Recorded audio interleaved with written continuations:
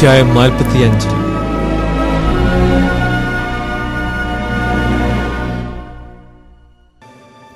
യഹോവ തന്റെ അഭിഷിക്തനായ കോരശിനോട് ഇപ്രകാരം അരുളിച്ചെയ്യുന്നു: അവന് ജാതികളെ കീഴടക്കി രാജാക്കന്മാരുടെ അരക്കച്ചകളെ അഴിക്കേണ്ടതിനും കതകുകൾ അവന് തുറന്നിരിക്കേണ്ടതിനും വാതിലുകൾ അടയാതിരിക്കേണ്ടതിനും ഞാൻ അവന്റെ വലങ്കി പിടിച്ചിരിക്കുന്നു.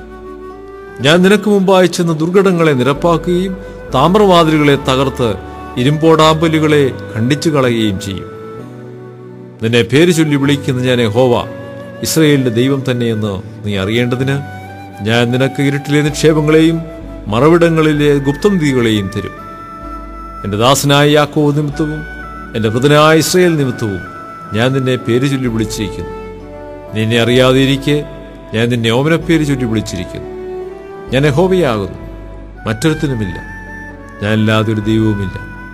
നിന്നെ അറിയാതെയിരിക്കെ ഞാൻ നിന്റെ അരമുറുക്കിയിരിക്കുന്നു. സൂര്യോദയത്തെങ്കിലും അസ്തമയത്തെങ്കിലും ഉള്ളവർ ഞാനല്ലാതെ മറ്റൊരുത്തനും ഇല്ല എന്നറിയേണ്ടതിന് തന്നെ ഞാൻ യഹോവയാകുന്നു, മറ്റൊരുത്തനുമില്ല. ഞാൻ പ്രകാശത്തെ നിർമ്മിക്കുന്നു, അന്ധകാരത്തെയും സൃഷ്ടിക്കുന്നു. ഞാൻ നന്മയെ ഉണ്ടാക്കുന്നു, തിന്മയെയും സൃഷ്ടിക്കുന്നു. യഹോവയായി ഞാൻ ഇതൊക്കെയും ചെയ്യുന്നു. ആകാശമേ, മേലിൽ നിന്ന് പൊഴിക്കുക, മേഘങ്ങൾ നീതിയെ വർഷിക്കട്ടെ.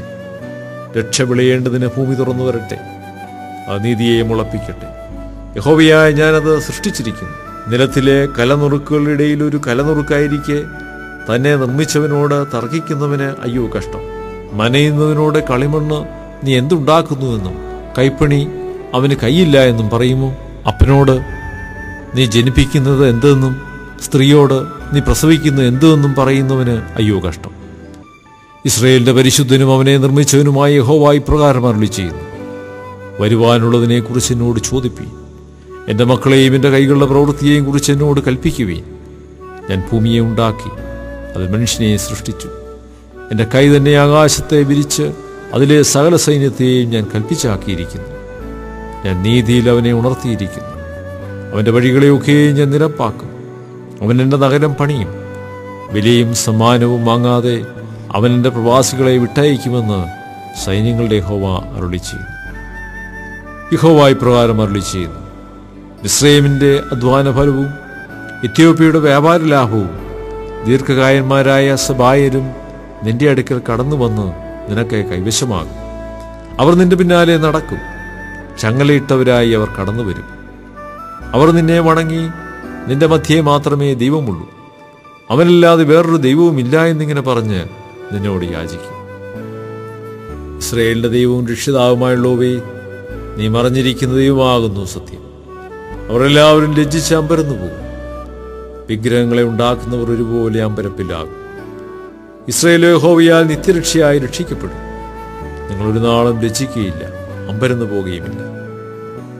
ആകാശത്തെ സൃഷ്ടിച്ച് യഹോവ ഇപ്രകാരം അരുളിച്ചെയ്യുന്നു: അവൻ തന്നെ ദൈവം. അവൻ ഭൂമിയെ നിർമ്മിച്ചുണ്ടാക്കി, അവൻ അതിനെ ഉറപ്പിച്ചു. വ്യർത്ഥമായിട്ടല്ല അവൻ അതിനെ സൃഷ്ടിച്ചത്, പാർപ്പിനത്രേ അതിനെ നിർമ്മിച്ചത്. ഞാൻ തന്നെ യഹോവ, വേറൊരുത്തനുമില്ല. ഞാൻ രഹസ്യത്തിൽ അന്ധകാര പ്രദേശത്ത് വെച്ചല്ല സംസാരിച്ചത്. ഞാൻ യാക്കോബിന്റെ സന്തതിയോട് വ്യർത്ഥമായി എന്നെ അന്വേഷിപ്പീൻ എന്നല്ല കൽപ്പിച്ചിരിക്കുന്നു. യഹോവയായ ഞാൻ നീതി സംസാരിക്കുന്നു, നേരുള്ളത് പ്രസ്താവിക്കുന്നു. നിങ്ങൾ കൂടി വരുവീൻ. ജാതികൾ വെച്ച് തെറ്റിയൊഴിഞ്ഞവരെ ഒന്നിച്ചടുത്തു വരുവീൻ.